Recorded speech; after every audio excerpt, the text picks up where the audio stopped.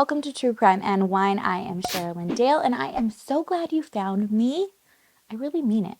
Today we are talking about a Canadian case, and I think this caught the attention of a large majority of the world, I guess if you want to say. There were a lot of pieces to this case, a lot of theories. There was dueling investigation between private investigators and then police detectives within Toronto police, and billions of dollars on the line that this couple was valued at. Usually you think okay, if somebody is really well off, they're quite a prominent figure in the, not just their community, but country. This is pretty much a blueprint for a lay down case to be closed relatively soon, but that didn't happen. Before we get into what did happen, I have a quick message for you. I'd love to give a massive thank you to our sponsor today, PDS Debt.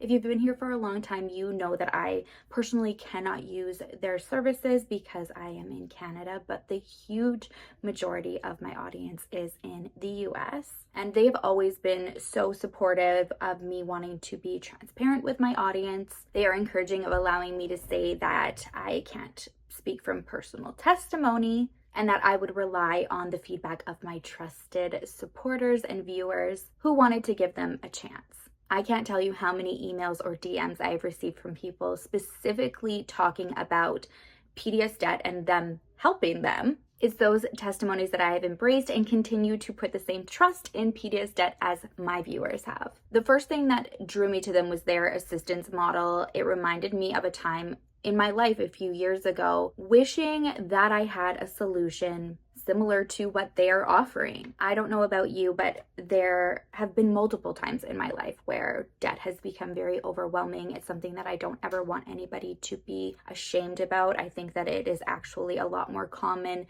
than people want to talk about, but it has this kind of shame stigma, and I hope that you don't feel shameful, that it's okay to acknowledge those things. But in the same sense, it can get really overwhelming. And if you're searching for a solution, sometimes you don't even know where to go. There were times where I was looking at places who were suggesting to help me, and then they'd have these astronomical interest rates attached to it. So the number one thing that stuck out to me was that PDS Debt has a customized 0% interest option. This is for anybody struggling with credit card debt, personal loans, collections, medical bills, which I think is crucial with the fact that right now our interest rates and cost of living are at an all-time high. It doesn't look like it's going anywhere anytime soon. So now, I truly think is the time where it's okay to acknowledge that you need help and take some initiative with your debt. Right now, PDS Debt is giving our qualified listeners a free debt saving analysis, and that's just for completing their 60-second online debt assessment. You can head on over to take that at pdsdebt.com/Dale. You will receive a full breakdown on how to save on interest every month and the quickest way to take care of your debt. So if you're feeling like you're making payments every single month, but that number isn't budging, this program could be for you. What PDS Debt does is it rolls all of your payments into one low 0% interest monthly payment. Everyone with over $10,000 or more in debt qualifies. There is no minimum credit score required. So if you have fair credit, that's okay. If you have great credit, great. Like I said, I just love their model. The fact that you can save thousands in interest and pay off your debt in a fraction of the time, which is something really crucial right now in the financial times that we are currently experiencing. If you want to check them out, PDS Debt is offering a free debt analysis just for completing their quick and easy debt assessment over at www.pdsdebt.com/Dale. That's pdsdebt.com/Dale. All right, let's get cracking. Here's today's riddle. I disappear every time you say my name. What am I? All right, today we are going to Toronto in Canada.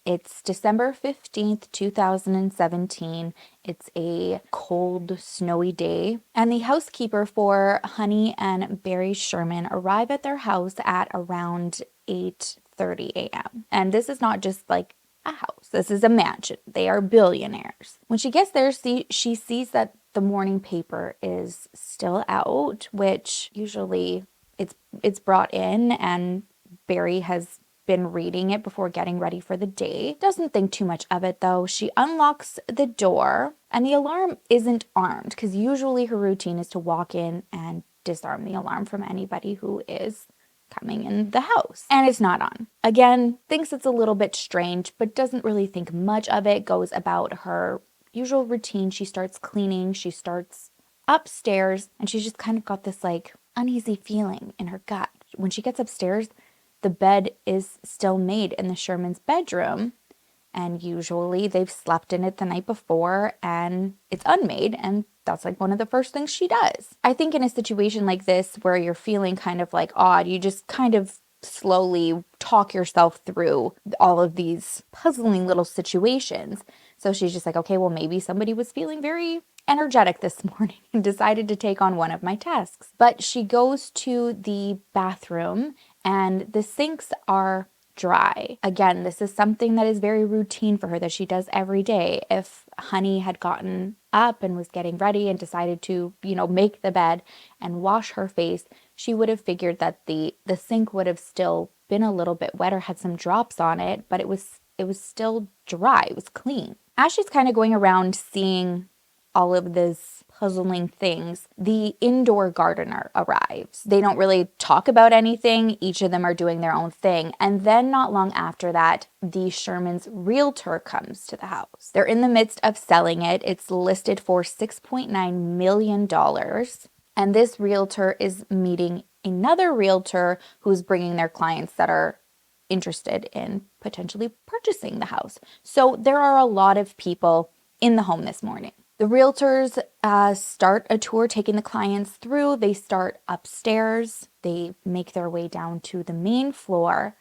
And Honey's realtor, notices on the main floor in the powder room kind of close to the front door that her phone is in there. She doesn't see Honey though, but like the cleaners, like making notes of this on her own. Then they head down to the basement, and down in the basement, they've got this like beautiful indoor, like underground pool area. And as they're walking towards that pool, like near, there's like a long hallway.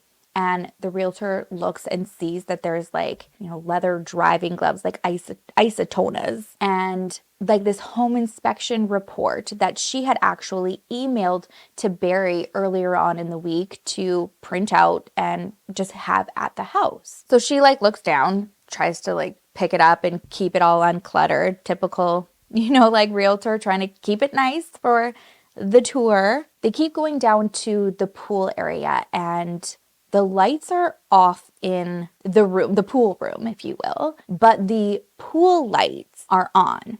So it's not like you're underground. So even if you have like a little bit of windows, it's not like a very like well lit area. So you can see like a little bit, especially with the pool lights being on. And just as she's about to turn on the main lights, she sees over by the end of the pool, like where the stairs are to enter into the pool, she sees two people sitting there, and she pretty much recognizes that it's her clients, Barry and Honey. And at first she's just kind of like, what are they doing? And, like, why aren't they being like, oh, hey, like, sorry to disturb you, if they forgot about a showing or whatever, and they were just like getting ready to go for a swim.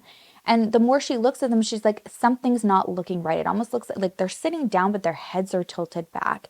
And at first she thought like, is this some sort of like yoga meditation thing that we've just like walked into? And she sees like they're not moving and something is not right. So she just turns around and she basically like kind of like pushes the other realtor and the clients out. And she just says, I will be in touch. Something's come up. So she goes through the house and she grabs the gardener and the cleaner and she says, like, I think something really bad is wrong with Honey and Barry downstairs, and asks the gardener to go and take a look. And so the gardener does and walks up to Barry and Honey, and they are, the description is that it looks like they're like hanging kind of on the rail But keep in mind, like they're not like in the rafters. He whips around, tells the realtor, call 911. She tells the operator, I need you to come to this address. My clients, Barry and Honey Sherman, are dead. I can imagine, I don't think it's ever been confirmed that the 911 operator within this community probably would have known who the Shermans were. Like they were just a staple in the community, huge part of like their province and the country. Barry is the founder of a company called Apotex, which is one of the largest generic pharmaceutical companies in Canada. That was a mouthful and I nailed it. Anyways, the company's estimated value is like $4.5 billion. But other sources who knew him said that if you added up all of his investments and like other business ventures that he had around the world, you'd probably get closer to a value of about $10 billion that they were worth. One thing that made the Shermans so recognizable and why people knew and respected their name was because they were very involved in their community, specifically in the Jewish community. And Honey loved being a part of charities and fundraisers. Definitely the two of them probably would have had the title of Canada's like most philanthropic couple. Barry grew up in Forest Hills, Toronto. He grew up in a middle-class childhood. They weren't like billionaires by any means, but they were comfortable. And when Barry was really young, his dad died of a massive heart attack, and it kind of shaped his life at that moment. He wanted to work really hard, especially to try and help his family, his mother. And he did. Just even in high school, like he applied himself to everything that he did. He graduated at the top of his class in his Ontario high school, and he made the paper for. Now, we don't have this in Alberta, so it's I don't know if this is still a thing. You'll have to let me know if you are in Ontario, if this is still a thing out there, but it's called firsts. So I think like it's a form of graduating. You take an exam and like you're like highest of all of the schools that participate. I don't know. It was very confusing and over my head, but I knew that it was a big deal, and I knew that it wasn't just like within like his school. And he made the paper because he had graduated with 14 firsts. And if I completely explain that horribly and you have a better way of explaining it, please simplify it in the comments. So after school, Barry still has the same mission. He just really wants to take care of his family, and he goes to work for his mother's brother, and his name is Uncle Lou. And Lou is like a pioneer in the generic pharmaceutical manufacturing world. He started a company called Empire Labs, and Barry goes there to work with him during the summer, and he just absolutely kills it. The guy's brilliant. He sounds like somebody who, no matter what task you put in front of him, if you show him how to do something, he's going to do it. And he is going to understand the assignment like beyond expectation and just like pick it up naturally. After the summer though, he still wants to go to college. He still wants to get a degree and kind of make a name for himself. So he goes to college for engineering. But he'd always come back and work with Uncle Lou during the summer. Now, Honey's history is quite a bit different than Barry's. Her parents, Neftuli and Helen Reich, R-E-I-C-H, Reich? They were Holocaust survivors, and they were actually slaves in a Nazi camp in Poland. They survived the Second World War, and after that they were taken to like a displaced persons camp in Austria in 1947, which is where they had Honey. I can't even imagine going through all of that, surviving that.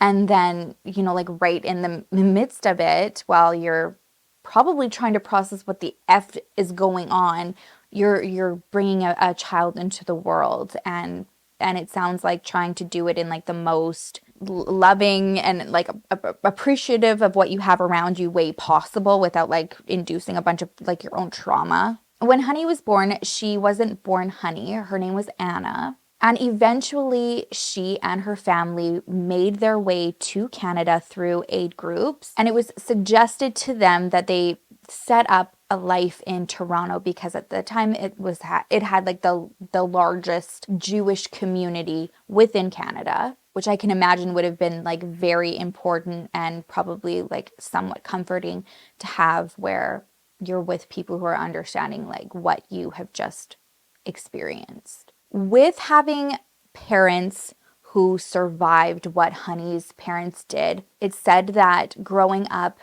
Honey's mom was a little bit critical. She had very, very high expectations for her family. So she was kind of the one who was, who had set the tone and set the standard. And Honey's dad really suffered with what he had gone through, like going through the war. He struggled immensely with trauma, I'm sure like PTSD, but back then there was really no diagnosis for something like that. So Honey kind of grew up closest to her sister. They really leaned on each other. They were both going through the same thing, and they poured a lot into their academics. They did really well in school. Honey went on to teachers college, and then she worked at Mount Sinai Hospital in Toronto as a candy striper, which is a volunteer position, and that is something that followed Honey for her life, volunteering and giving back. It was actually a friend of hers at the hospital who introduced Honey to Barry. He was making a big name for himself in the medical world. And I think it seemed like they were both little smitten kittens after they met. They were like this power couple, a couple that you should definitely look up to in terms of making each other like the best version that you can, but also giving back. I think what's quite remarkable to know about the Shermans is just like kind of a little bit of that background information about their upbringings and them getting together, and also like a lot of personal and physical struggles that were also going on behind closed doors, yet they still felt it was just like so necessary to take care of everybody around them. Honey's friends describe her as the bionic woman. She had had like a laundry list of health problems throughout her life and surgeries in her life. She had gone through knee replacements, cancer, back issues, but she was just like this badass who would come back like tougher and tougher each time. That being said, though, she had been through so much. She knew what hard work took. There was no excuses. There was no woe is me in Honey. And she also had like a standard about also not like allowing that energy into her life either. Like she didn't put up with shit. She was direct.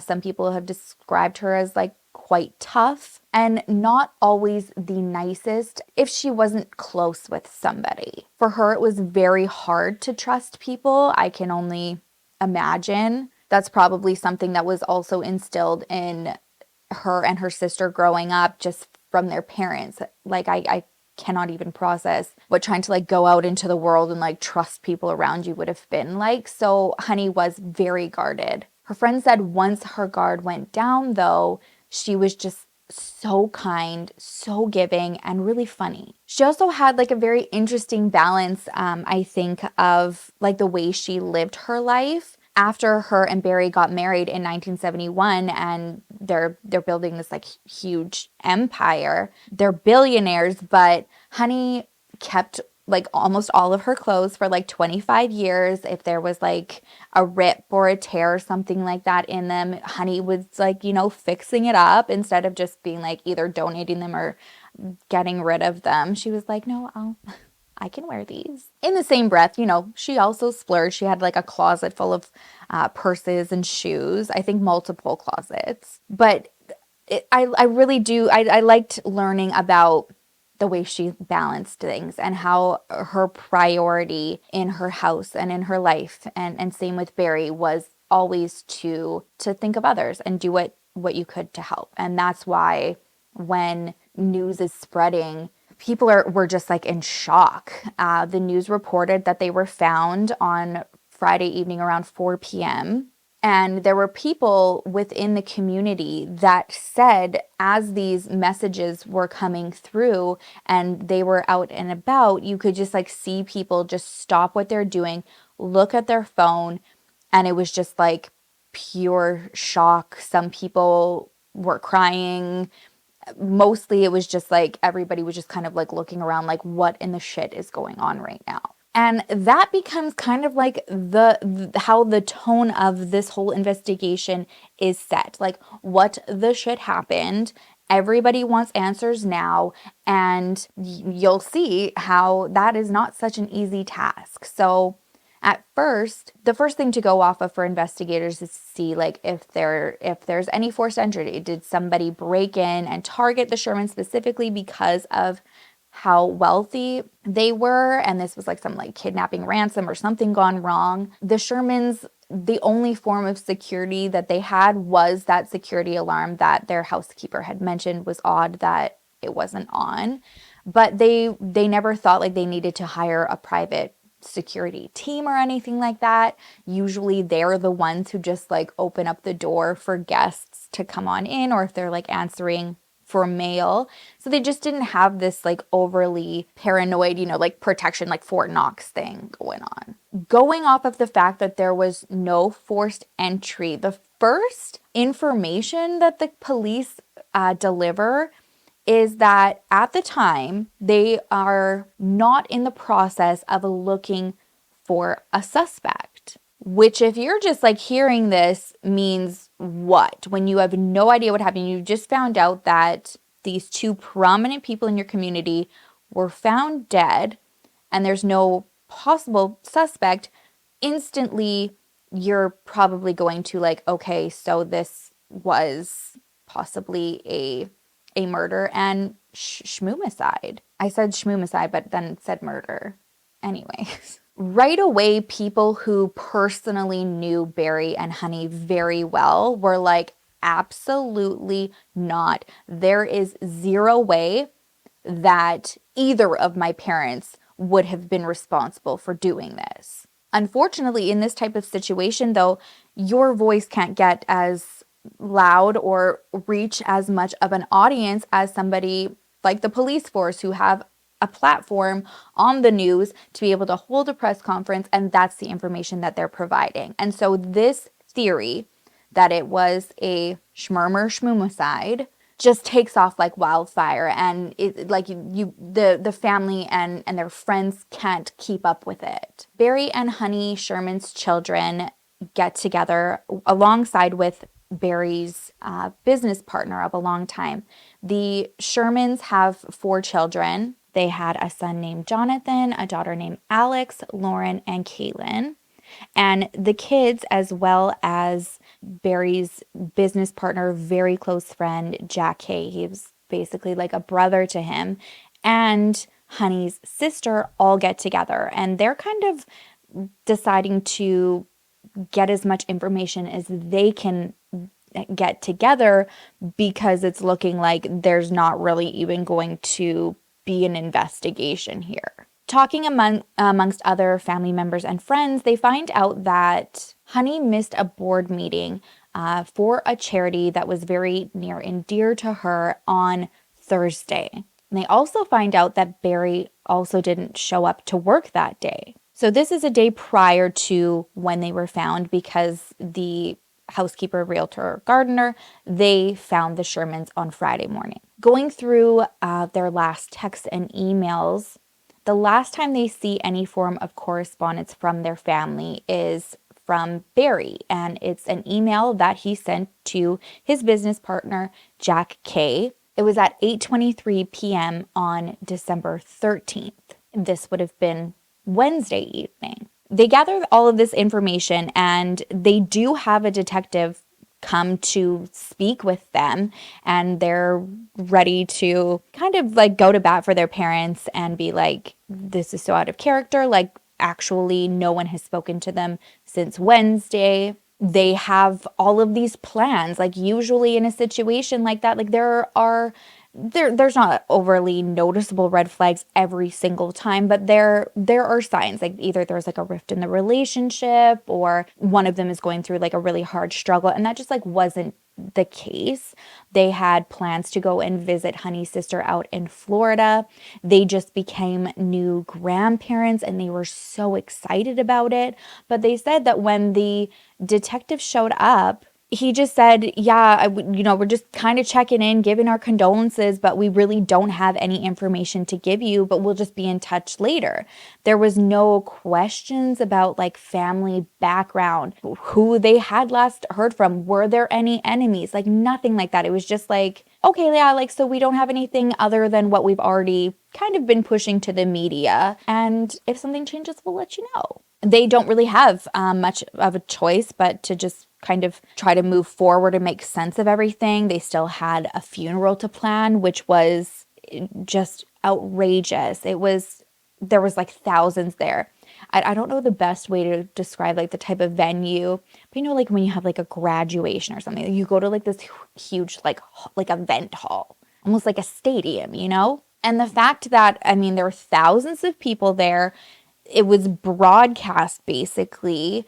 You have Barry's employees just like bawling in their t-shirts, like with the company name on it, just to show, you know, like that from an outsider looking in, this man wasn't some tyrant billionaire. You know, he was an incredible boss that everyone was just like wearing their business merch. And the mayor was there, the premier of Ontario, and the Prime Minister of Canada, Justin Trudeau, JT. While everyone was getting up and giving speeches, the children collectively, like kind of as a group, went together, and Jonathan spoke and basically said, like, at this point we can't really grieve because we're trying to navigate through a lot of non-information and unfounded speculation. So basically saying, what you're hearing from this investigation is absolute crap, and we can't move forward until that narrative is changed. Over the next coming days, little pieces of information are coming out, and I think that was only just because there was such interest from the public, and it was starting to come out that the family and people who personally knew them were just not understanding this other narrative, the schmurmer side. And so the autopsy report comes out, and basically the public finds out that they had died of ligature neck compression. And this doesn't sway the police's theory, which I think is interesting because in my mind, I think of, you know, any form of rope involvement. I don't want to get too graphic so that we don't get like not canceled, you know, just removed from YouTube. But usually it's like, often there's like certain breakage, broken necks, you know what I mean? So this is like a compression. And there's other people watching this story unfold that also don't even know the family, but are a little bit suspicious and feeling like they need some support, just like a little bit of guidance. So Barry and Honey's daughter, Alex, gets a phone call from another family of a wealthy couple that were murdered in Florida in 2013. And they have a very similar story in terms of feeling unsupported by the police and having this narrative that they didn't believe being pushed. And they hired a private investigator to kind of start their own investigation as soon as possible on the sidelines. And they said, before you let more time go, it kind of seems like you guys are headed in the same path as we were. I would recommend doing this like right now. So they do, and they make a statement to the public saying, we've got our own thing going on now. They hire one of the most prominent lawyers in the country, and he hires like this team of ex-Toronto homicide detectives, which instantly causes like a lot of tension and quite the rift. I think that usually when there's any form of dual investigations going, especially if it's like a private detective and then like a city police or force, there's tension. They don't usually work together, but now it's like the Toronto police are like, oh, like, so you hired our old brothers like to come and try to step on our toes now. Now, this is really interesting because, yes, there are two types of investigations going with forms or former law enforcement. You have like private investigators for the family, and then you have the police. But one of Barry Sherman's good friends worked for, or I think he owned a newspaper company or newspaper. And he reaches out to like Canada's top dog investigative journalist. His name is Kevin Donovan. And he's like, Kevin, if anybody is going to be able to like write about this, provide information, facts, and go through it both sides and get answers, it's you. I want to find out what happened. And if they didn't do it, you need to figure out who did. So he says challenge accepted, and he's going in with a very blank slate. Not a lot of people are wanting to talk, especially on the Sherman family side, just because of how everything had gone up until this point. So he reaches out to this like renowned doctor who's a friend of his, and he says, hey, can you tell me about ligature neck compression? He wants to start out the method of which they died. And this doctor is like, I can. Are you calling because you want to know about the Shermans? He says, yeah,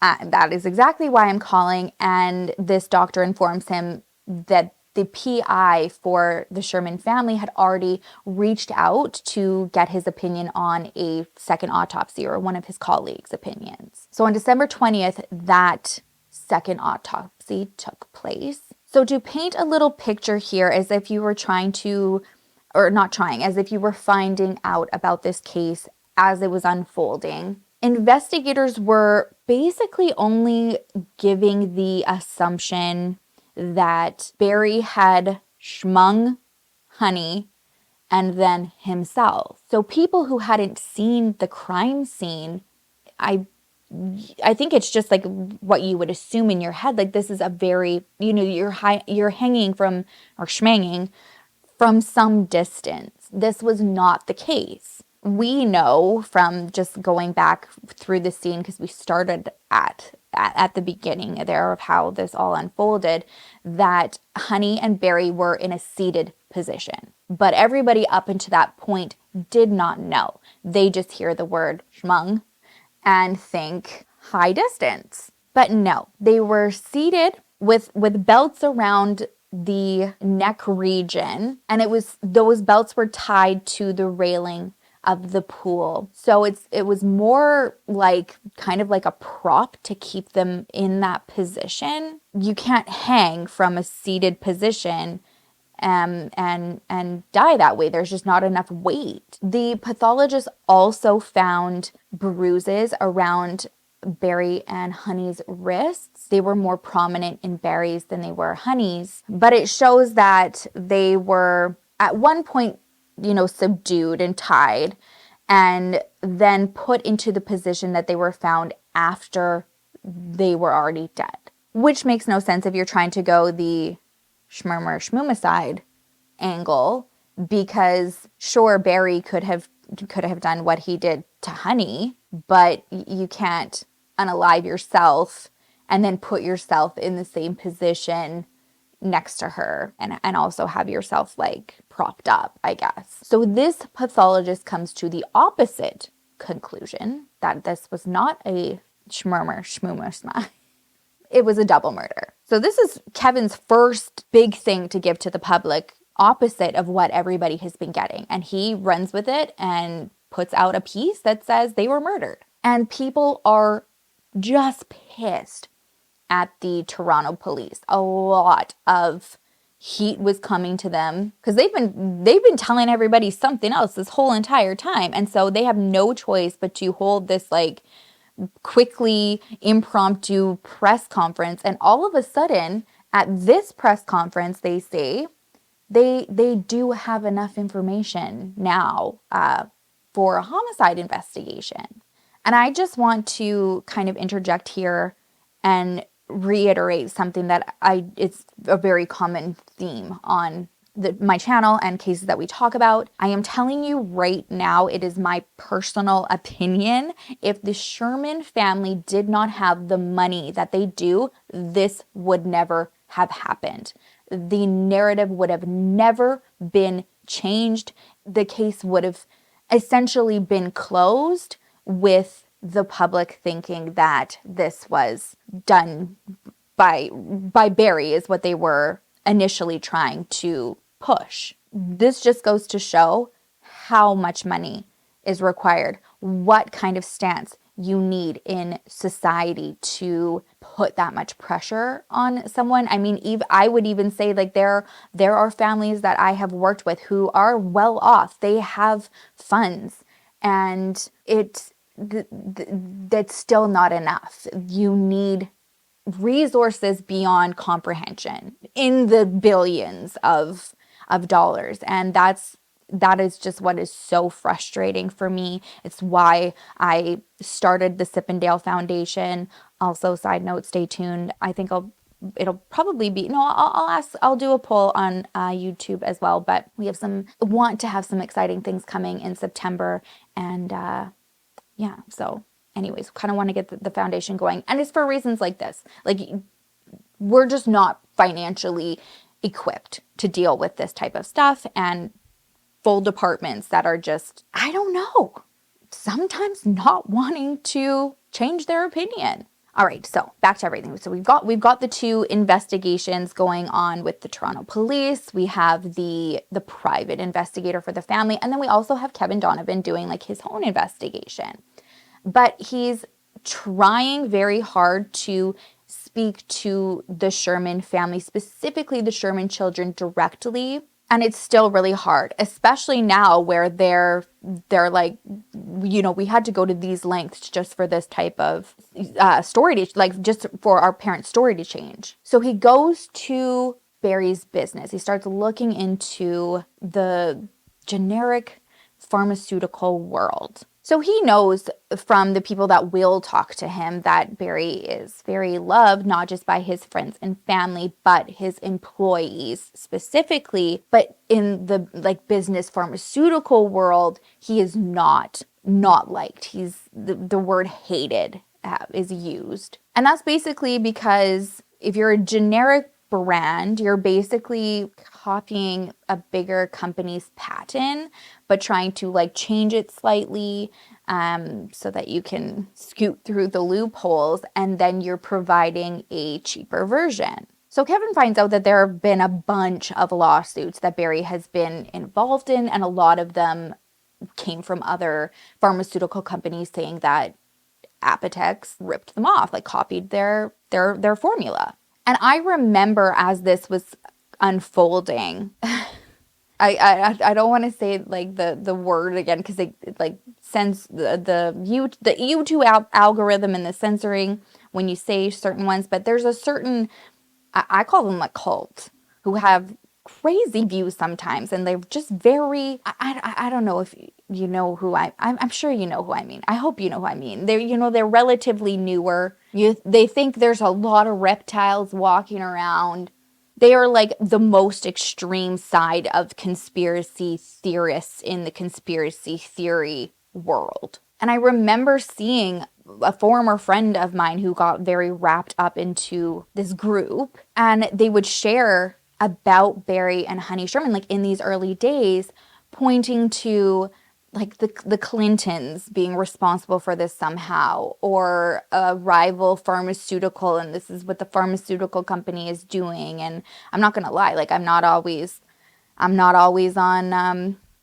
side of pharmaceuticals. I do take some to make my brain work better. I've tried all of the holistic versions. I've done a lot of it, and this is what works best for me. But I do think that they're like in our day now, like it is quite heavily pushed. Anyways, that's irrelevant. But this kind of like just started spreading like crazy. All of these theories about now who was responsible, because now we have completely gone in the other direction, that it wasn't Barry who did this, but it was somebody else. And so this just started to snowball. And so Kevin looks into it, and a lot of people are like, sure, if you're going to look at it in terms of a brand or a competing brand wanting to take out competition, they could hire a hitman. It sounds, tantalizing. It's very dramatic for a headline, but realistically, like, it's just not gonna happen. That's not how you conduct business. It's the name of the game. If you are in this industry, specifically in pharmaceuticals, it's very cutthroat. You just expect it, and you just keep suing the pants off of people. Basically, it's like the person with the most money at the end to keep it is gonna be the winner. And when you really think about it, you're like, okay, so did you just all sit together and discuss like which hitman you were going to hire? Were you searching with your fellow colleagues on Craigslist to try to find one? Like, it just, when you think about it logically, it's like, no. And just because Barry and Honey had died, it didn't mean that instantly means like the company is dead. Apotex lives on. Barry's just not there, but there are other shareholders, there are other people who are in the company and keep it alive, so it wouldn't accomplish anything. The way that Barry and Honey were killed was extremely personal. It wasn't like a hit. The fact that they were bound by their wrists, indicating that they would have been subdued, that's more personal. This is somebody who is maybe wanting them to follow orders. Maybe they're wanting to say something to them and get it off of their chest and tell them why or whatever. They were meant to suffer. And then after that, they were staged for whoever found them. So like, this is not normal.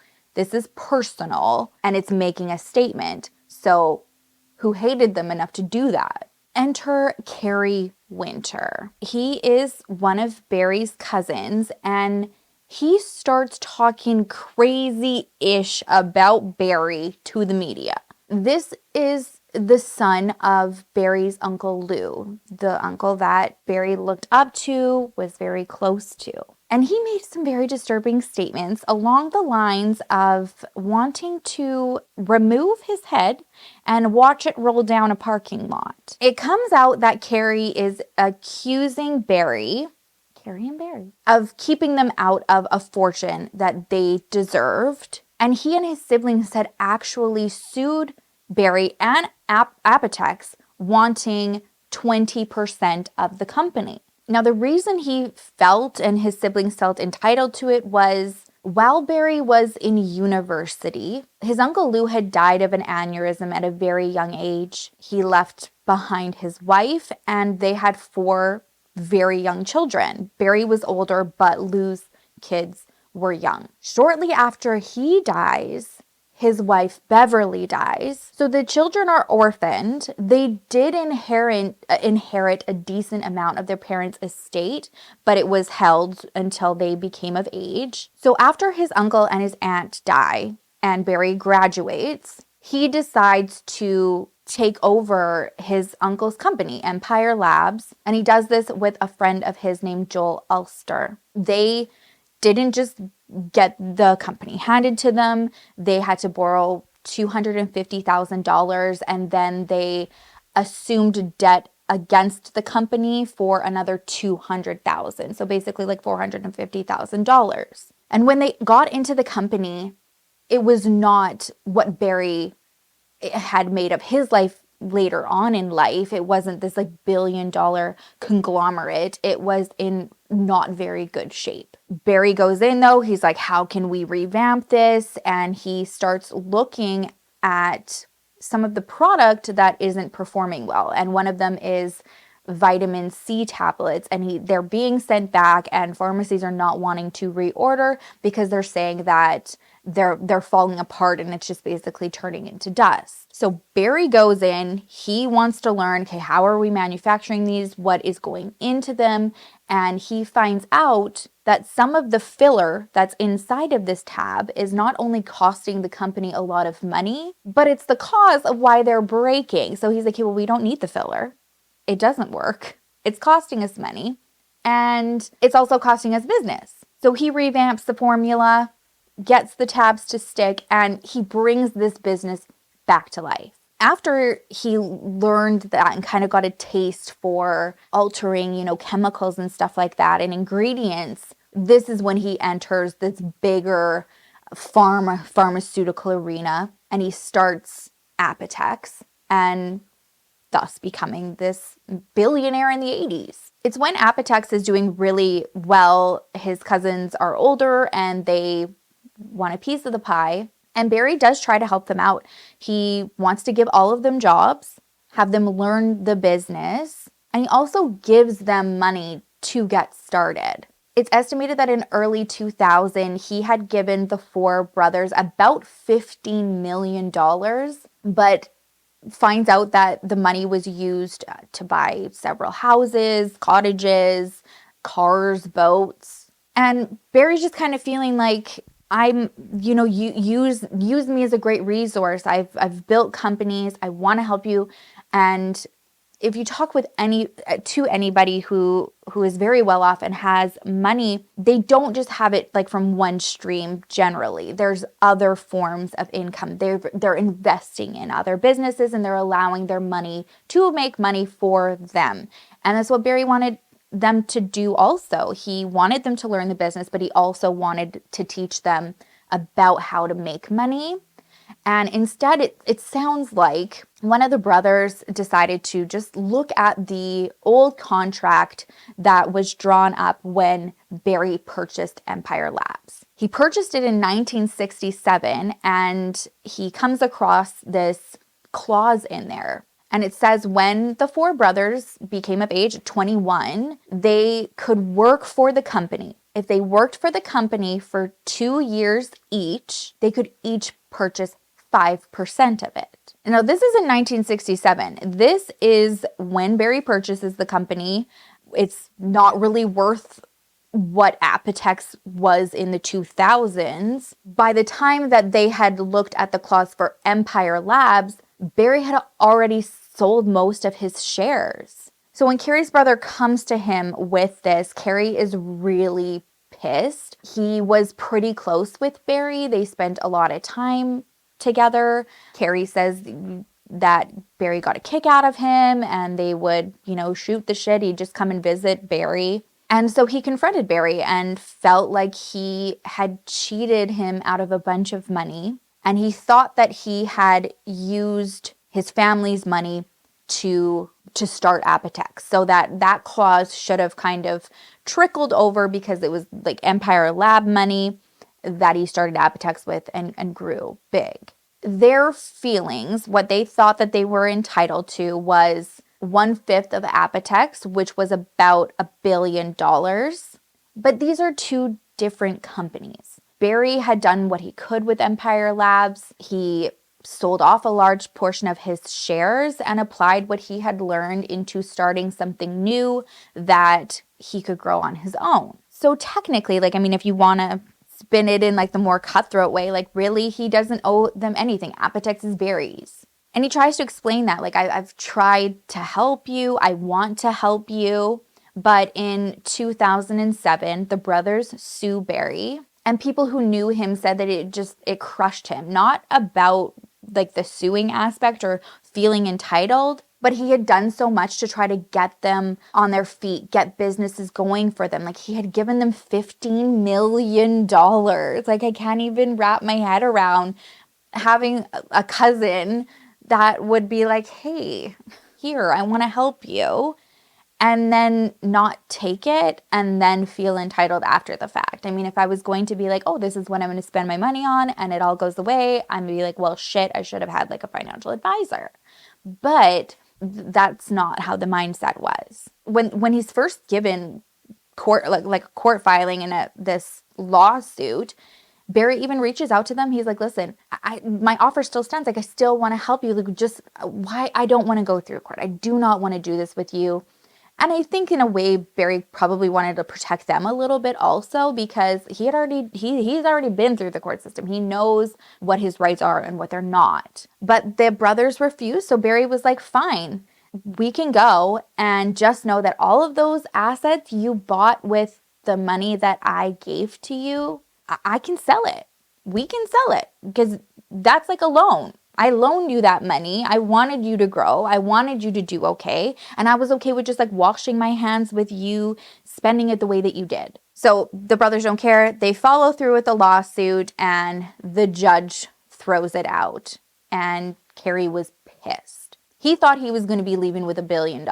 So on December 6, 2017, which was 9 days before the murders, the courts ruled that Kerry and his brothers needed to pay $300,000 to Apotex for all of their shenanigans. This is on top of the almost $9 million in assets that Barry was like, well, you need to pay those back. You need to give it back to me now. Things never had a chance to get repaired between them. There was no love lost there on Kerry's side as far as his statements to media went. He spoke about having multiple thoughts in his head where he would just graphically think about taking Barry's life. He said one of his plans was to wait in the parking lot of Apotex until he came out. He was then going to remove his head and then watch it roll down the parking lot while he waited for police to arrive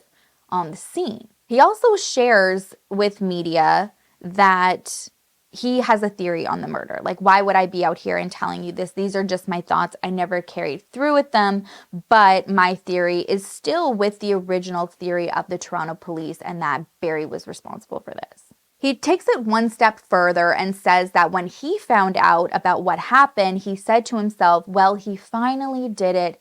He killed that bee, and insinuated that because at one point he and Barry were so tight, Barry asked him once if he could arrange Honey's death. He's going on television telling the world after this couple is already gone that Barry hated Honey and he wanted her dead. He also hopped on that conspiracy theory train and was like, this involves politicians and the police to try to cover it up and protect Barry's reputation. Now all of a sudden they're trying to find a murderer, but it's just because they don't want all of what Barry did for them to be tarnished, which really doesn't make any sense because had it not been for the Sherman family, they would not, I don't think, have ever changed that theory. Kerry's alibi for the night of the murders, or when they believed that the murders took place, was that he was at a 12-step meeting. Other people who were at the meeting said that yes, he was there, and he said when it was done, he went home, he watched TV, he spoke with his girlfriend on the phone for a little bit, and then he fell asleep, woke up at 6 a.m. and went to his construction job. Kerry was looked at by police,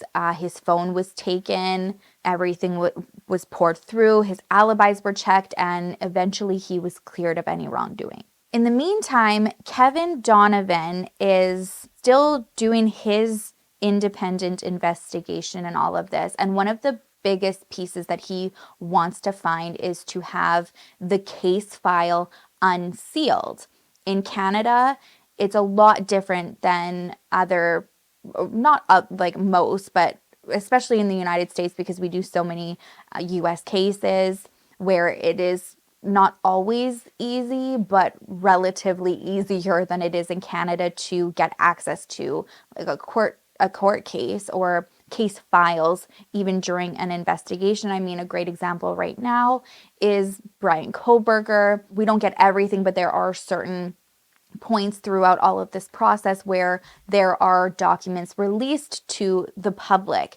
And in Canada, it's a lot harder, and Kevin requests one and it's denied, and the next process to have it unsealed is to go to court and give your reasoning why. The first time he goes to court, he says that the reason why he'd like it is because he is committed to this investigation, but also protecting the public. The public has a right to know what's going on, especially if this is unsolved. And it's his right, our right as a country, to know where things are at. And the first time he goes, it's denied. He's allowed to keep going back, but he has to wait a 6-month period in between it. So instead of waiting out the 6-month period, he thinks, okay, well, a big motive for even just like the everyday family is money, whether that's if you do have a certain amount of assets or perhaps a hefty life insurance policy. So he wants to take a look at Honey and Barry's will, which is usually public information, but he finds out that this is also sealed. There's an order of protection on it. So then he takes that to court. And when he arrives a lone dude, and there's like a bunch of the Sherman family lawyers. And they say the reason there is like a sealed protection order on it is because those within the will need to be protected. They believe if the information is released,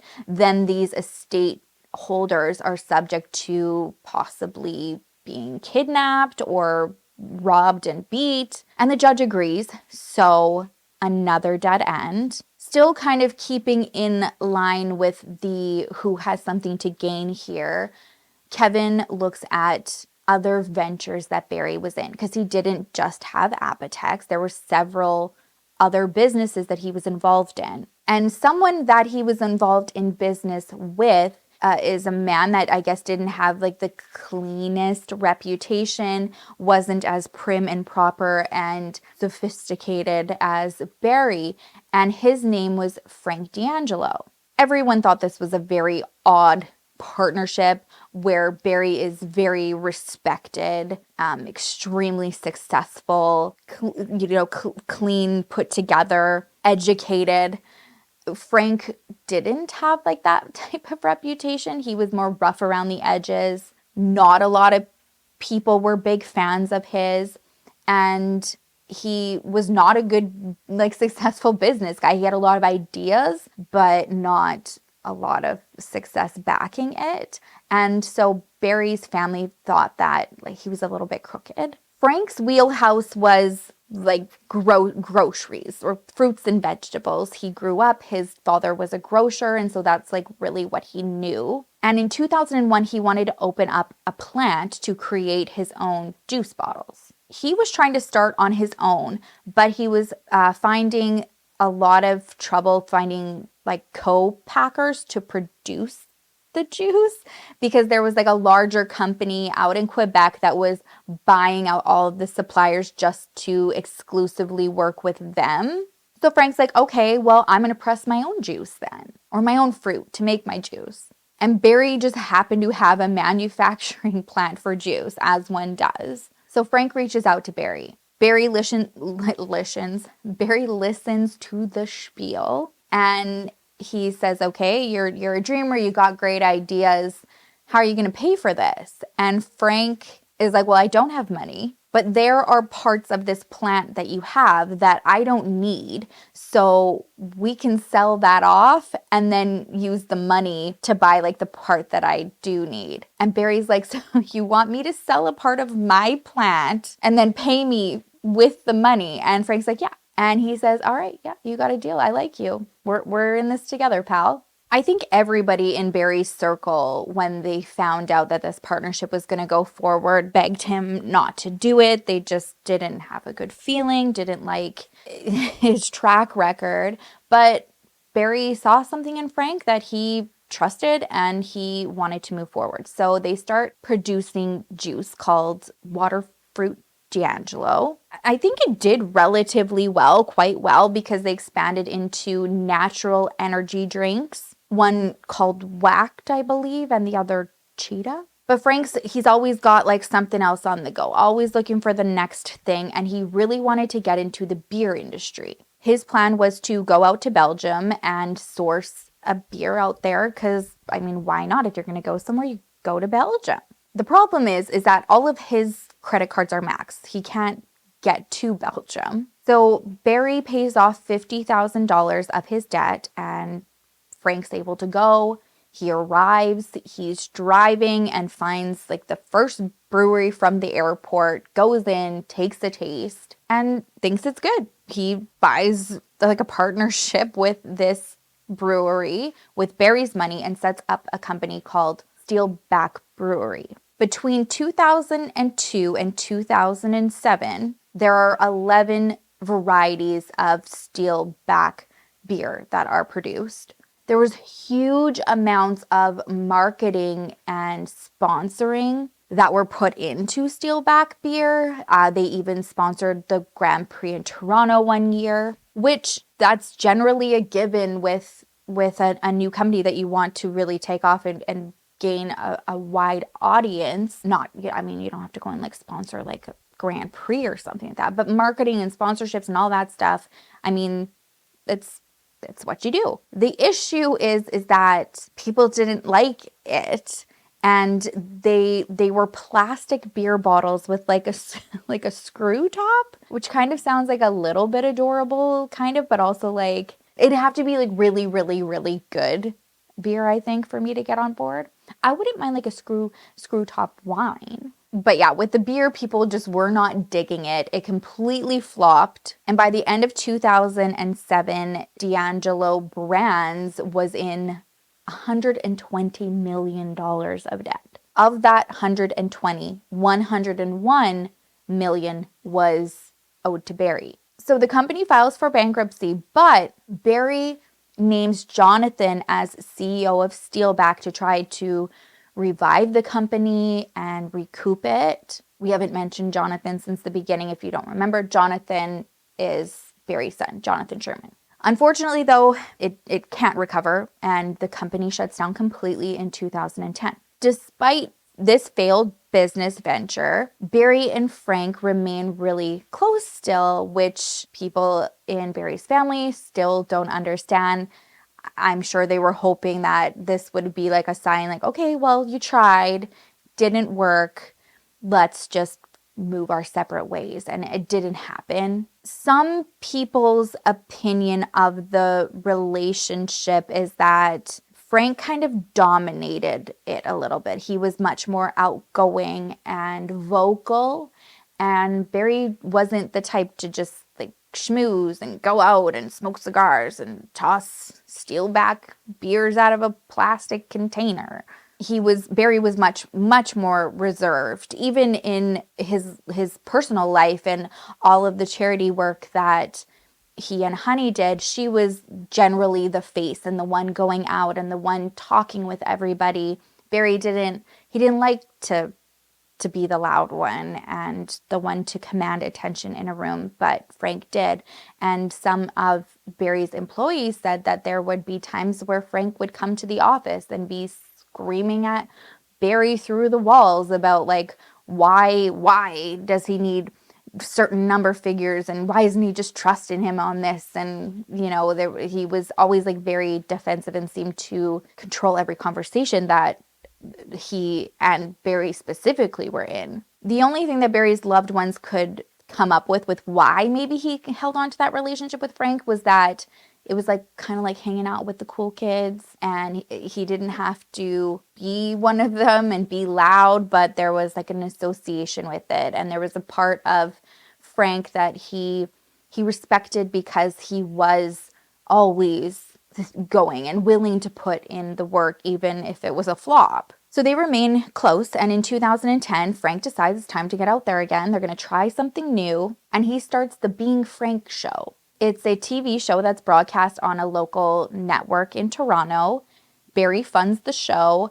As far as I know, it's still on. It's like a variety talk show with special guests. Some of the clips I saw were a little cringe, but he does that. He's definitely seems like the guy for that, to be in the camera, have his own show. And once he does that, he then wants to dip his toes into film and movies. Barry hops on board. He becomes executive producer and financed 7 films written and directed by Frank. And I'm not going to lie, some of these films brought in some big names like Paul Sorvino and James Caan even. But this also was so puzzling for those who knew Barry and why he would want to be on board and so supportive, because he, like, that also wasn't his thing. Like, he didn't even know some of these actors, so, like, why would you care? And it just always keeps kind of going back to just wanting to support a friend that he saw potential in. Up until Barry and Honey's death, no one really changed their opinion on Frank, and The children even asked Barry's business partner, Jack Kay, to call Frank and say like they didn't want him at the funeral. Police had looked at Frank after the murders. He was only interviewed one time, and Frank said that he loved Barry. He was one of his only friends that he knew would never screw him over. He never did screw him over, and he would never throw him under the bus. He would be the type of person that would jump in front of a bus for you, he said. Up until Barry's death, Frank and him were really close, and Frank considered Barry like a brother that he didn't have. He said that he and his father were the only two people in the world that he trusted, and they spoke usually once a day, if not every other day. And the last time that they spoke before Barry was murdered was on the Monday before the murders. He said after that, he found out just like everybody else on the news on Friday. And police, as well as the Shermans' private investigators, ultimately came to the same conclusion that they didn't think Frank was involved. He was accounted for with several alibis that week. And even people who didn't like him or didn't understand Barry's relationship didn't think that like Frank had a reason. Barry was on board with anything he wanted to do. He's like, yeah, you want to make plastic beer bottles? Let's try it. You want to be a movie star right now? I'm game. So it wasn't like they had a falling out and he was cut off and he was just not wanting to do business with him anymore. Like Barry was Frank's never-ending loan. He never needed to go to the bank. He had Barry. So if he took that away, it's not like he was set to inherit anything. Losing Barry, he lost that support. Almost a year after the murders, while Kevin Donovan is still working on his investigation, and he's still emailing the Sherman children, checking in, seeing if they have changed their mind about talking to him, he gets a reply from Jonathan Sherman, Barry and Honey's son, and he says, okay, I will sit and talk to you, but under certain terms. He didn't want the interview to be recorded. And then prior to it being released to the public, he said that he wanted to have editorial control over anything that was written about him. And even though Jonathan has been waiting almost a year to talk to him, he turns it down. He said, there's no journalist that will just hand over editorial control like this, especially in this type of situation. I was under the impression that it was a little bit confusing as to why. I think in those early days when it feels like no one is on your side and you're wanting the public to see your parents as how you personally know them and not just like what's being written about them, it makes sense. After seeing how much Kevin was trying to figure out what happened and was supportive and was, I think, the first person to come out and say, this isn't a schmurmer schmoomashmide, this is murder and we need to figure out what happened. I think it took Kevin a little bit by surprise where there was then all of a sudden this like control for what was going to be written. Needless to say, it doesn't lead to a dead end there because somebody from the Sherman family circle reaches out to Kevin and shares a chain of emails from 2015, so 2 years before up until 2017. And these emails are between Jonathan and Barry. Most of it is regarding Frank. In 2015, Jonathan writes to Barry and he's like, what is the deal with Frank? This guy is a terrible businessman. You've lost tens of millions of dollars. Why are you still funding him? He says, I'm doing my ventures. I'm going out there trying to also get things up and going, which his father was supporting, but he was feeling like the money that was being put into Frank, that should also be put into him. Barry pretty much just says to him what he's been telling everybody. I can decide where I want to allocate my money. I think he's got some spunk, and I like his work ethic. And after that, Jonathan sends an email that has all of his sisters CC'd in it, and he titles it Shareholders. And this is like Succession style. If you're not watching Succession, then maybe it won't Succession-y. I don't know what I'm trying to say. Anyways, Jonathan says, we need to talk about this. I don't think that Dad is financially competent to run Apotex anymore. Basically being like, we need to go in there. We need to have like a shareholders meeting. We need to override him. And the girls send it to Barry.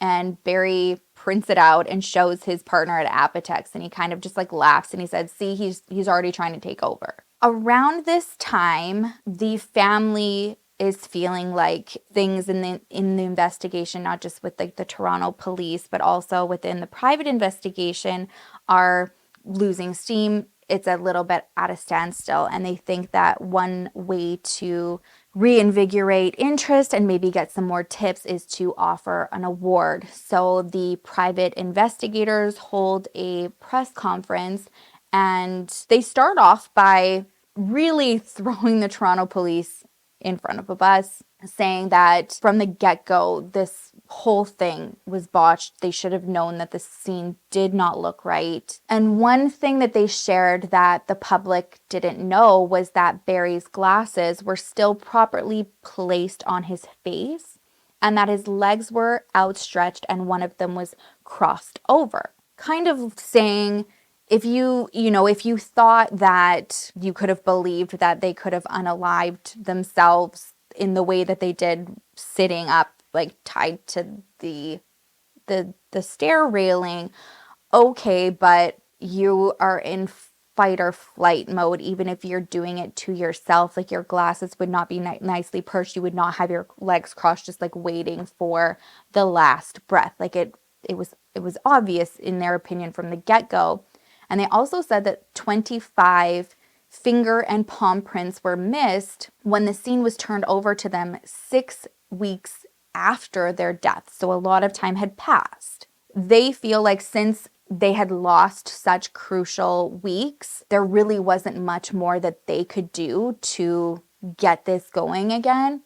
And so the family had decided to offer a $10 million reward for information leading to an arrest. After this, the Toronto police now hold their own conference hours later, and the chief of police comes out like absolutely choked, very angry and insulted, saying they should have never released this information. We know that the person or persons who did this are 100% watching right now, and they don't need to know where the investigation is at. And this kind of sets a divide because people were, it seemed like mostly on the private investigative case for the Shermans. And then they're like, okay, so you are finding things that the police didn't, but it's not moving the case forward. You know, like whose prints did you find? What was the purpose of this? Nothing ever came of it. It's almost like people felt like they were just getting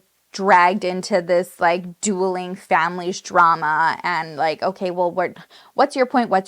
Let's just solve this thing. Like, work together or shut up and don't try to make the other one look bad. Just offer the reward and let's just get this going. So 2 months after the reward is offered, Kevin Donovan, journalist extraordinaire, gets a tip from somebody who knows Jack Kay, Barry's Apotex partner of 35 years. And he tells Kevin he just found out that Jack Kay was just fired from Apotex, and it was Jonathan Sherman who fired him.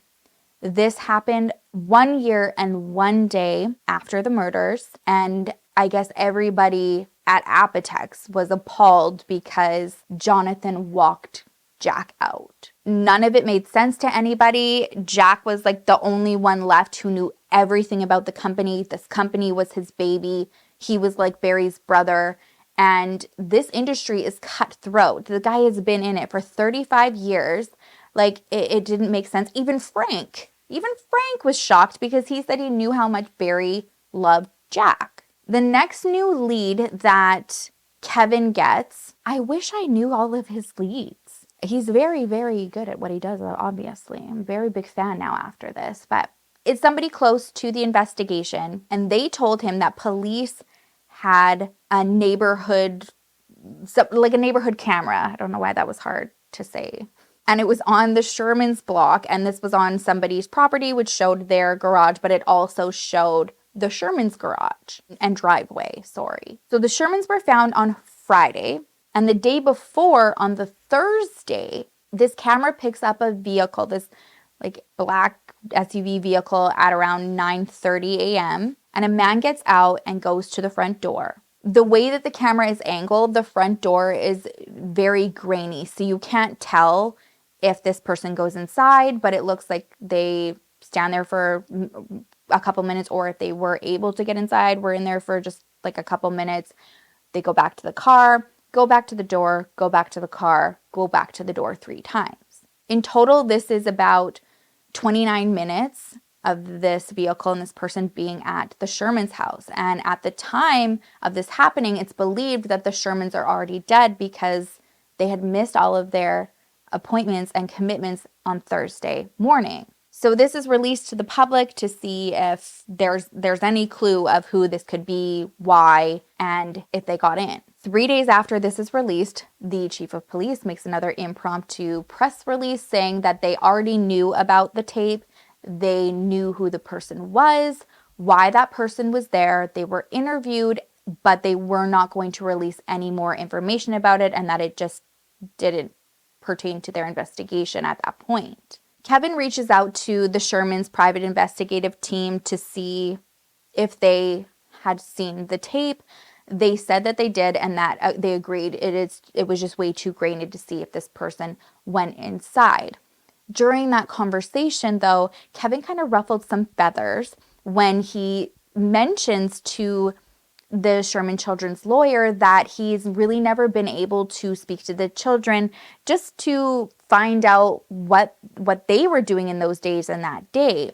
And like, to me, that's a fair question. It's, you always want to start with the people that are closest to the victims. But their lawyer, Brian Greenspan, he gets pissed. He just like ends the interview and then later emails Kevin, and he's like, that it was just like asinine to ask about the kids and insinuate, like their involvement, like wanting to know where they were, which I think is ludicrous because it's like investigation 101. But he just keeps trucking.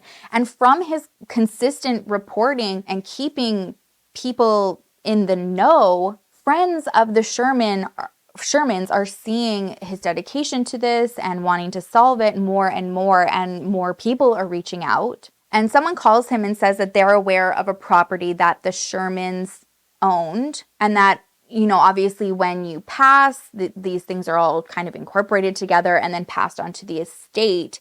So if he was still wanting to find out who was who was inheriting the estate, who's the Sher estate holders, it could be the same people who are on title for that property. He pulls the title and there are 4 names on it. Alex Glassenberg is on as transferee. He is the SherFam CEO. SherFam is Sherman Family Holdings. Bradley Krawcheck is on there. He is a member of the family. He is Barry's son-in-law. Jack Kay is also on there, his business partner of 35 years, and Barry's son, Jonathan Sherman.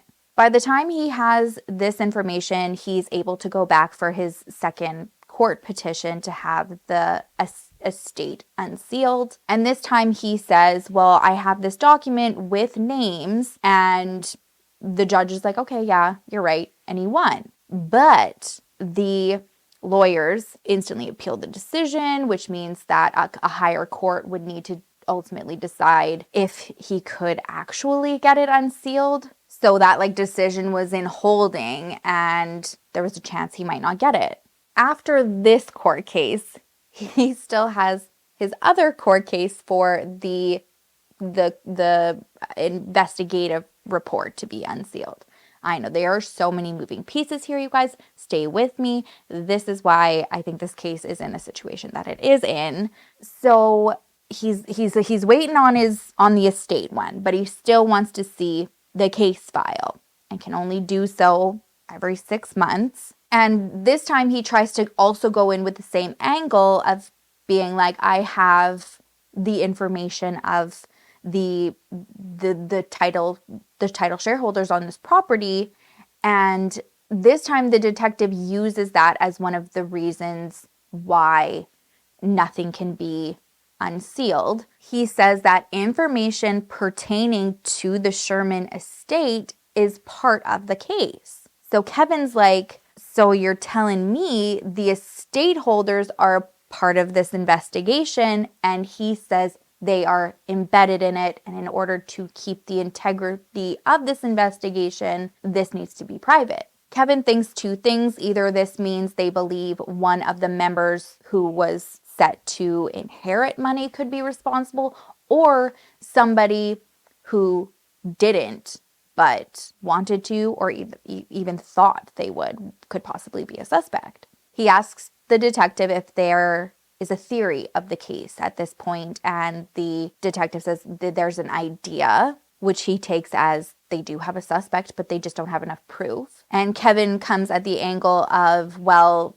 this investigation clearly is at a standstill, and it's in the best interest of solving it and releasing information for people like myself and other professionals to assist. He denies that it's at a standstill. He says that it's very active, and even provides a little bit of tidbit of information. And he says that they've recently come across some important electronic evidence. Since he said that it's active and they have something new that they didn't have before that they're adding to it, the judge rules that, well, they're still gathering new information, so this is still active and it could be damaging to the investigation, so we're not unsealing the records.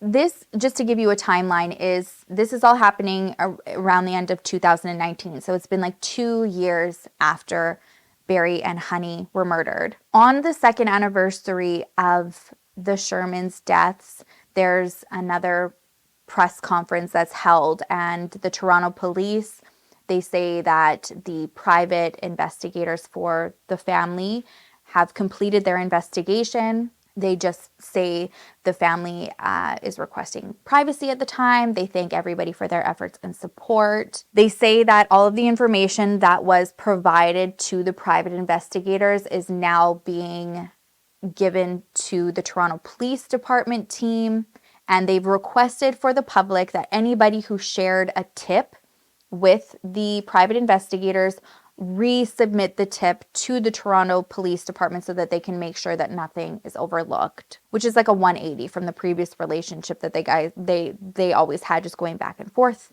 with each other. In the meantime, Kevin publishes a book about his experience in reporting on this case and what he has learned and what information he's come across over the past 2 years, which is very interesting because usually when something like that happens, more people reach out. There's almost just like this, what's the word I'm looking for? You know, like you have more like, come on, Sherrilyn.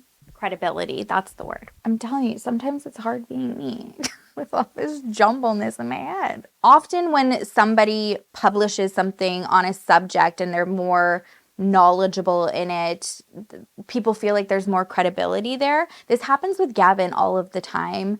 Gavin has his website and he'll talk about a case and he'll share a bunch of files on it, and he gets like so much information sent to him. A lot of it is anonymous, and things just like fall on his lap. Text messages, like people's phone numbers, voice. He got Chris Watts's voicemail.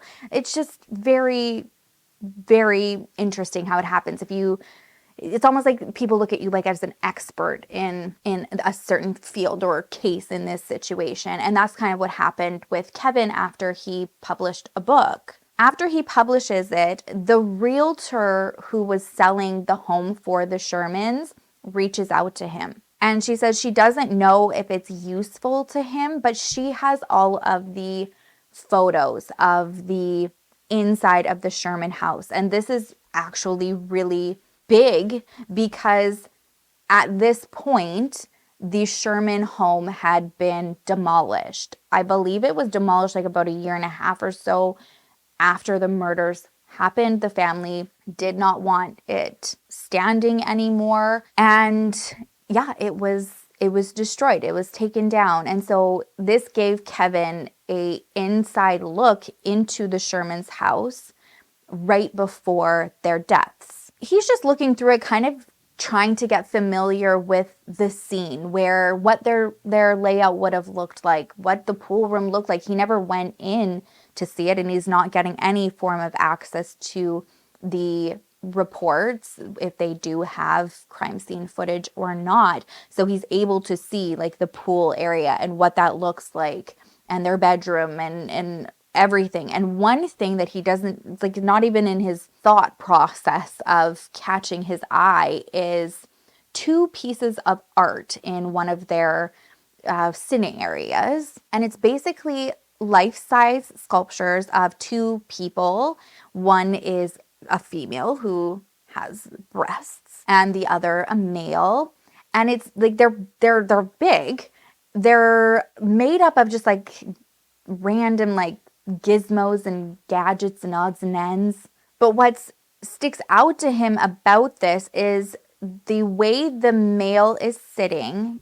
He's sitting with his legs crossed. This is the same position that the private investigative team had revealed when they were kind of calling out the Toronto police about how they should have known that something didn't look right because of the way he was positioned. The thing with the sculptures, though, is Kevin's hearing that no one really understood why Barry and Honey liked them or had them displayed in the house, especially the kids. They like hated the sculptures and why they would spend money on them and had them on display like that. And they were just like weird and didn't like them. And this was something that they were vocal about. So that kind of adds like a whole new element of their bodies being staged, and then them being staged like that, whether was a random attack or somebody who was hired and then saw the sculptures and wanted them to like emulate them. I don't know. It just très bizarre. Kevin also gets even more emails sent to him by a family connection member. He's never released names of a lot of people who have assisted. They've requested to be anonymous, and that is understandable, but said that it's a part of the Sherman family. And next he gets threads and threads of emails that are between Barry and his children.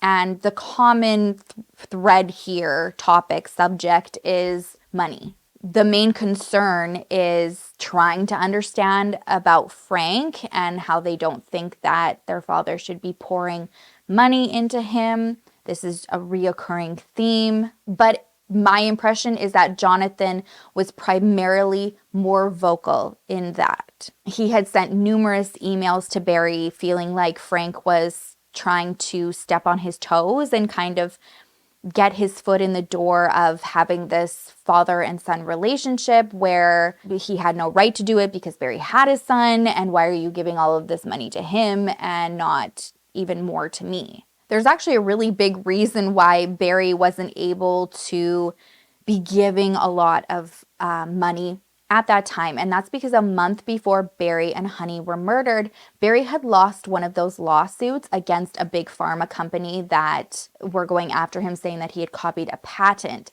And because he lost, he was ordered to pay $560 million for this patent. And even though Barry is worth billions, it doesn't mean you have like billions or millions on millions just like in your bank account. A lot of this is projection. A lot of this is tied up funds and investments or within the company. So Barry's like, okay, shit, have to pay this. So he goes to people who owe him money, and that includes his children, his son, Jonathan. He tells Jonathan, I need you to pay me $50 to $60 million, and I need it pretty quickly. Barry had supported a lot of Jonathan's business ventures. One of them was a storage unit It's not like he's just flying off the seat of his pants, just sitting on all of his dad's money. You know, he's like, okay, I've invested in you. I'm going to need a little bit of that return back right now because we just lost this thing. So Jonathan says, yeah, okay, it's going to take time though. Like, we need to meet with the banks, executors, all that stuff.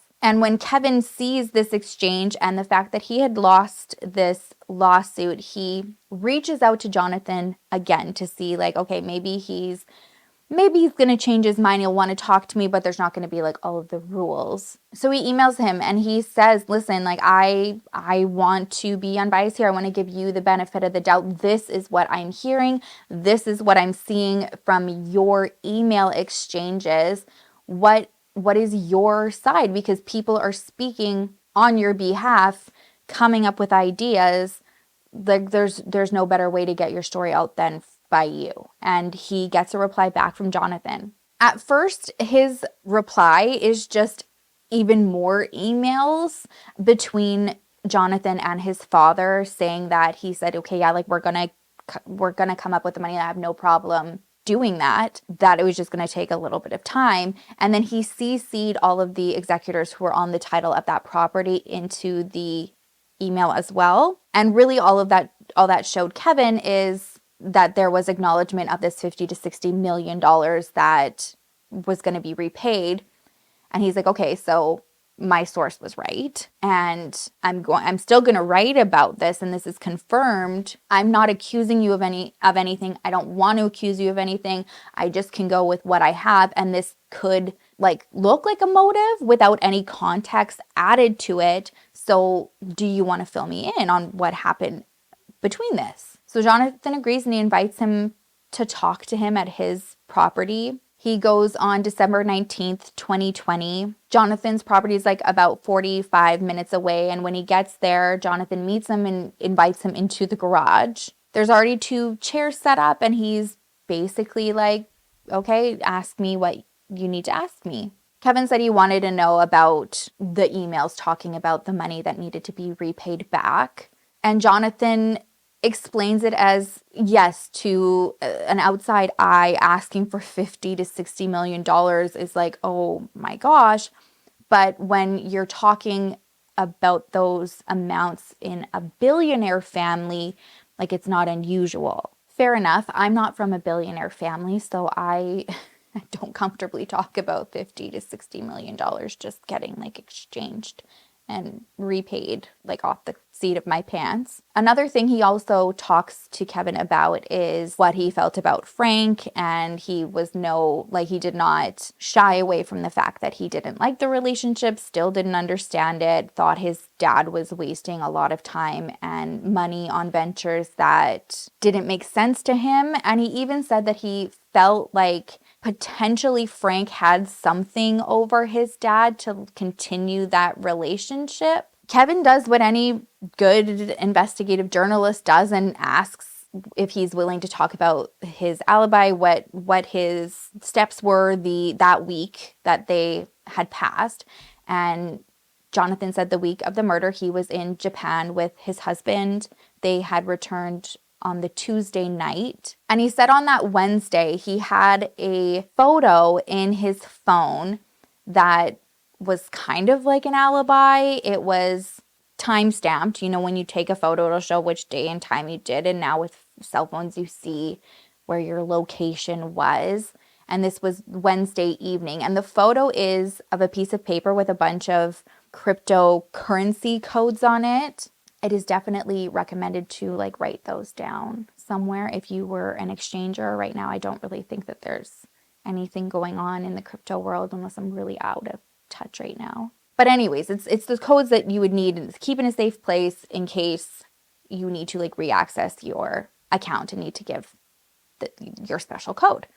Okay, but it's just that, and it's like a thumb holding it. And Kevin's like, okay, well, I guess if I want to take your word for it that it is your thumb, okay.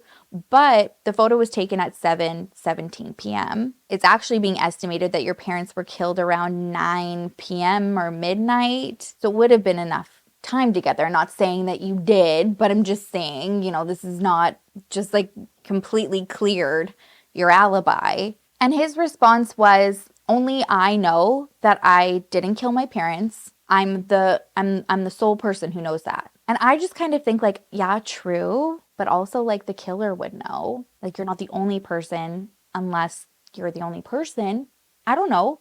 His words, not mine. Something very big though that Jonathan did share with Kevin is that he said his sister has it in her head that I'm involved somehow. And he said she's also got his other sisters thinking this as well, and that he's in the midst of fighting for his life to prove his innocence.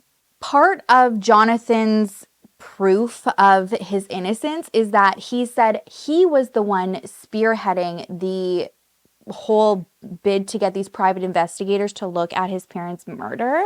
So if he was the one who was guilty, why would he have done that? Something else that was on everybody's mind that Kevin was wanting to get an answer for is why did Jonathan fire his dad's right-hand man? This is like a brother to him. And Jonathan just kind of says to him, oh yeah, I saw that piece that you wrote on it and I really didn't like it because it made it seem like I was calculated and just tossing him out on the anniversary of my parents' death, and that wasn't the case. He felt like Jack was micromanaging the company, and he thought that he needed to step in to stop that. Jack has spoken out about this a little bit, and all that he's really said is, in most murder cases, if you want to figure out what happened, follow the money. So that's kind of what Jack has put out there as a statement. Kevin finally tells him, okay, the police have told me that there is a theory and they feel like it involves the estate. Do you have a theory that you want to put out there? Or what do you think of that idea? And all he says is, yes, I do have a theory, but if I share it, it's going to put a target on my back.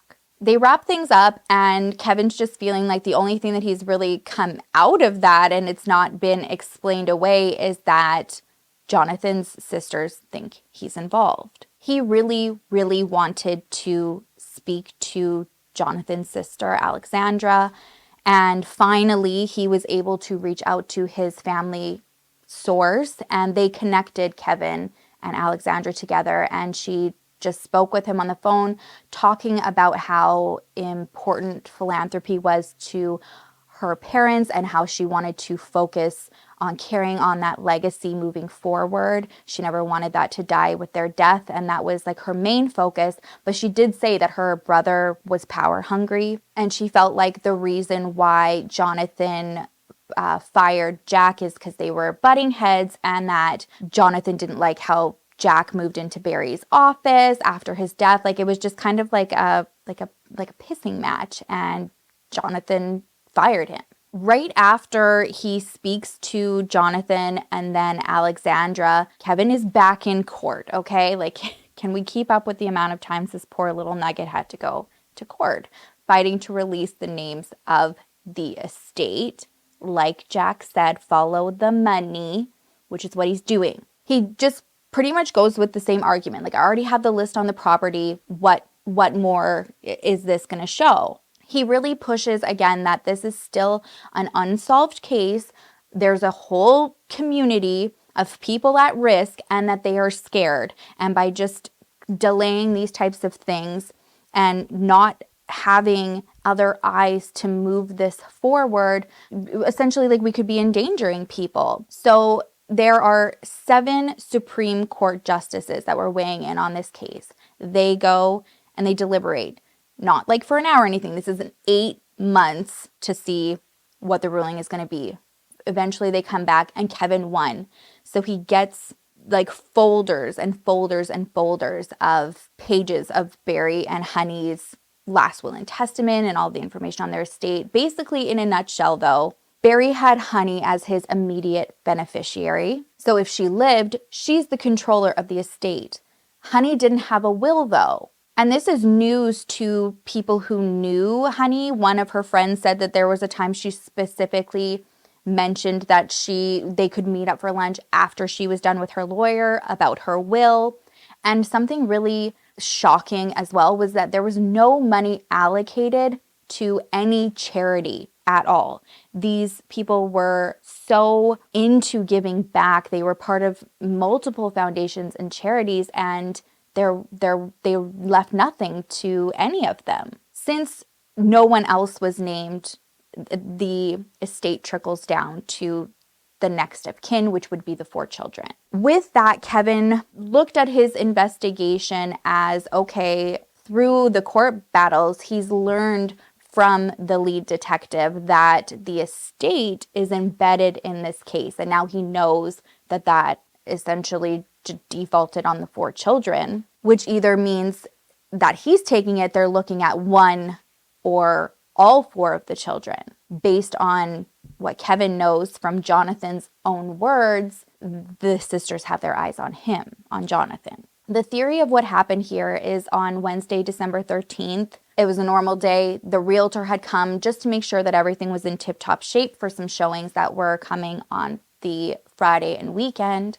Honey and Barry's personal trainer came. She trained Barry for about an hour, and he left around 9:30 a.m. After that, Honey did her session. Barry got to work around 10:30 a.m. and he had meetings most of the day. And Honey's plans that day were to run errands, and then she had some plans with some of her friends after. Then around 9 p.m., Honey met with Barry and their architects at Apotec's office. Around 5 p.m., they were going to go over some plans for the new home that they were building. And Honey left there about 6:15. From Apotec's, she went out to do some Hanukkah shopping for her new grandbaby, and she arrived back at the house at 8:20. Honey was a creature of habit. She always parked on the right side of the driveway, which had a side door leading into the home. And it's there that she was believed to be attacked. This is like the side door on the house.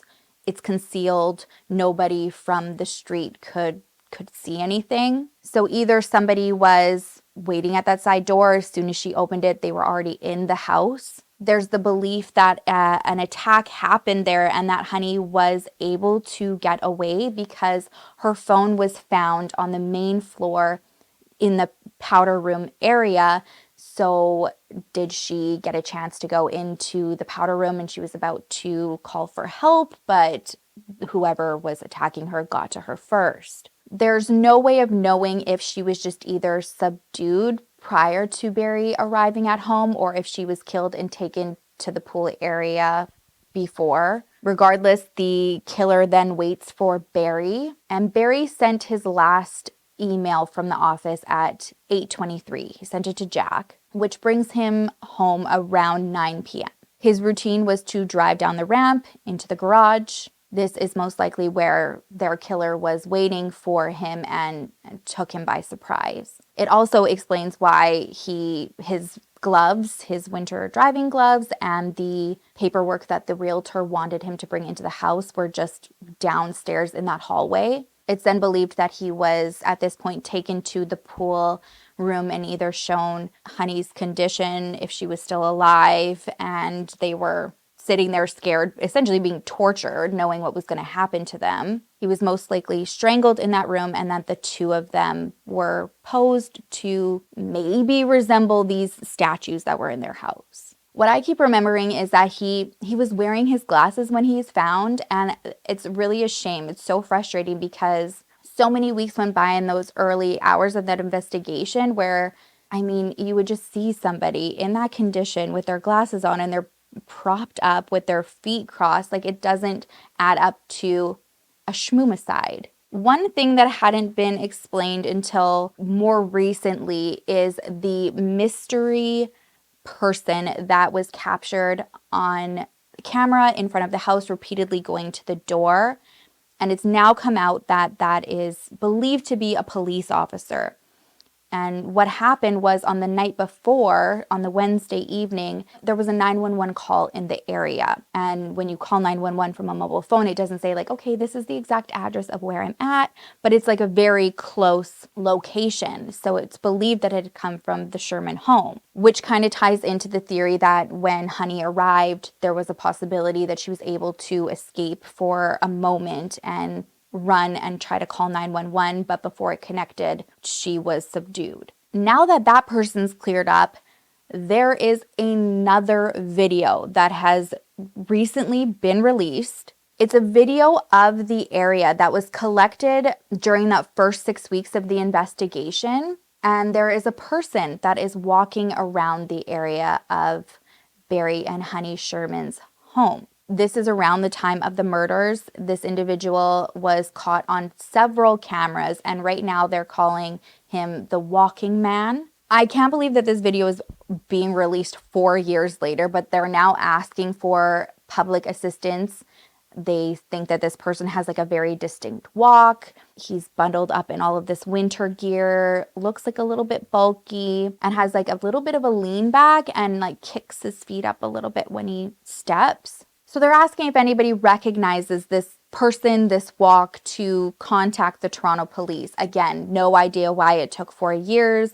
Allegedly, it's because they wanted to do a tower dump of like all cell activity in the area. Their theory was to see if someone out of 300 people in the Sherman orbit were in the area the night of the murder, possibly a couple days after, and as far as 3 months prior to when they were killed. So they were trying to just like wean all of that out in 4 years. Word on the street is that the investigators believe that whoever is suspect, there's a possibility that they could be in one of 5 countries around the world, but won't say which ones. Whether that means that this is the person who is responsible or was hired or was just like a sole person, we don't know. That's basically all that has been updated. As far as Apotex, in 2022, it was sold. It was sold to a New York chemical business for allegedly around $3 billion. As of recently, on the 5th anniversary of the murders, Alexandra Barry and Honey Sherman's daughter made a statement to remind the public that they are still very much wanting to solve their parents' case, and there is still a $10 million reward in solving the murder. My thoughts on that are this is basically only going to get solved if the person who did this comes forward. And I don't know why, but I kept thinking about the Bart Whitaker case. Assume with that what you will. If you're unfamiliar with it, quick Google search, and then you'll get where I'm coming from. And if that's the case, then I personally feel like there is a huge potential for a deal here. Like nailing the person responsible for wanting to do this to the Shermans. If this was like a hire, like in Bart Whitaker. Again, do with that with it what you will. I have seen a lot of unlikely deals, okay? This is one of the most highest profile cases in Canada. Tremendous pressure to be solved. You know, whether you are the person that was sourced to or close to them, $10 million is a lot of money, honey. Now, Jonathan, with that being said, also came out with a statement saying that he is adamant on solving his parents' murder as well, and he's offering $25 million of his own money. So that is a grand total of $35 million to solve the murder of Honey and Barry Sherman. Like, it's mind-boggling that this case cannot get solved with that amount of money on the table. My final thoughts are Kevin Donovan is a G. He's not giving up. He says he's never going to stop putting pressure on the police, and he's not ever going to stop talking to people. He says that he does believe he knows who did this, and he says it's never been confirmed, but he believes that him and the police shared the same suspect and that he does think that these murders are going to be solved. The famous thing is somebody knows something, and it's true. Like, even the smallest piece of information could help. I'm going to look for Kevin's email because I was not prepared, but it's coming to my mind right now, so I don't have it on hand, but I will have it put right here. Email Kevin if you are coming across this. If you think of anything, email me if you want, and I will forward it on to Kevin. SherrilynDale@gmail.com. Like I said, you guys, Gavin gets the most random tips, and you just have no idea like what some small piece of what you think is irrelevant information could do. Gavin's helped so much behind the scenes from like tips and stuff that he's got. Like he was on a podcast with Nancy Grace a few weeks ago. Like, that's wild to me. Hey, even email Gavin if you want. The point is I feel like somebody knows something. Someone feels very protective, but $35 million, like that's like a lot of money. That's more than the lottery most times. It also provides closure and the right thing to do, and maybe even immunity, you know, just saying. I've seen crazier things happen, okay? Okay, that is it for me today. If you have not already, please don't forget to like and subscribe. It means the world to me. I appreciate you so much. Oh, also, me and my best friend started an Etsy store. So if you want to go and check it out, it's not really like true crime related. We're really trying to like lean into the 90s vibe. There's like invitations for like bachelorette parties and birthday parties, instant downloads. There's some t-shirts, mostly for kids and moms and stuff. Anyways, like not true crimey, but just something we're just doing on the side for a little bit of fun because we want to pour into other things than just true crime. So yeah, anyways, okay. Answer to today's riddle. Quick refresher. I disappear every time you say my name. What am I? And the answer is silence. And I'm just realizing I'm pretty sure I did this one already. So that is a really good chance for anybody who didn't get it the first time to get it now. Okay? All right. I'll see you in the next video. I will miss you terribly. Until then, make sure to love each other, love yourself, and I will see you soon.